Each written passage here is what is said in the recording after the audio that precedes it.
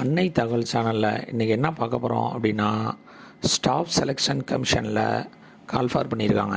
எத்தனை போஸ்டிங் அப்படின்னா 2049 பணி அப்படின்னு சொல்லியிருக்காங்க. இந்த போஸ்டிங் பேர் ஃபேஸ் 12 2024 செலெக்ஷன் போஸ்ட் அப்படின்னு சொல்லியிருக்காங்க. இதுக்கு கல்வி தகுதி என்ன அப்படின்னா 10th முடித்தவங்க, 12th முடித்தவங்க மற்றும் எனி டிகிரி முடித்தவங்க இதுக்கு விண்ணப்பிக்கலாம்.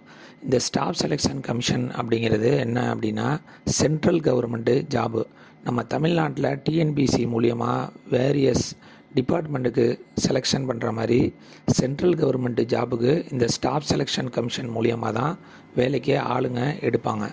இந்த ஸ்டாஃப் செலெக்ஷன் கமிஷனுங்கிறது 10th qualification, 12th qualification, any degree குவாலிஃபிகேஷனுக்கு எப்படியும் ஒரு 2 மாதத்துக்கு ஒரு தடவை ஒரு எக்ஸாம் நடந்துக்கிட்டே இருக்கும்.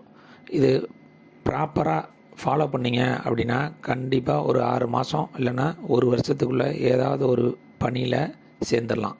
இந்த தடவை வேரியஸ் போஸ்டிங் என்னென்ன சொல்லியிருக்காங்க அப்படின்னா, DEO, MTS, examiner, junior engineer, examiner, canteen attendant, manager, technician, photo assistant, office superintendent, assistant conservator, junior technical assistant, medical attendant, library and information assistant, technical superintendent, engine driver, master grade 2, fireman, senior scientific அசிஸ்டன்ட்னு நிறையா posting போட்டிருக்காங்க. அது எல்லாத்தையும் பாருங்கள்.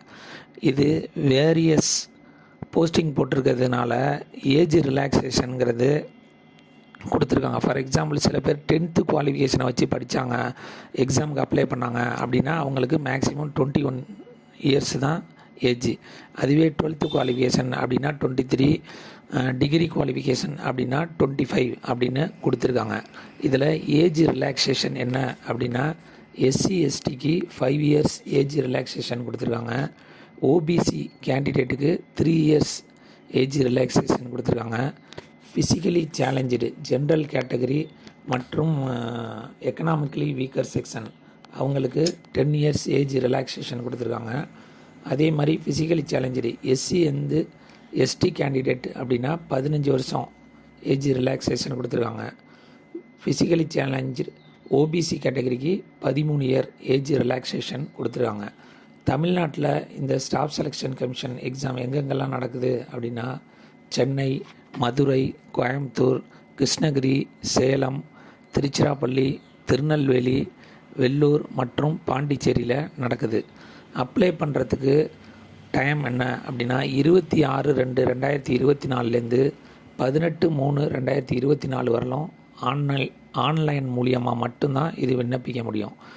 Online fees கட்டுறதுக்கு கடைசி நாள் 19/3/2024 அப்படின்னு சொல்லியிருக்காங்க.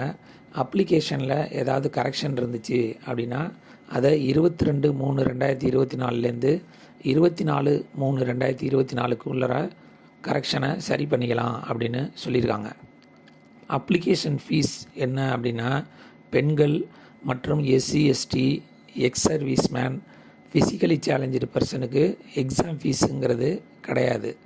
அதர் கேண்டிடேட்டு, ஜென்ரல் கேட்டகரி மற்றும் ஓபிசி கேட்டகரியில் வரவங்களுக்கு எக்ஸாம் ஃபீஸு 100 அப்படின்னு சொல்லியிருக்காங்க. விண்ணப்பித்து வெற்றி பெற்று பணியில் சேருக. நன்றி, வணக்கம்.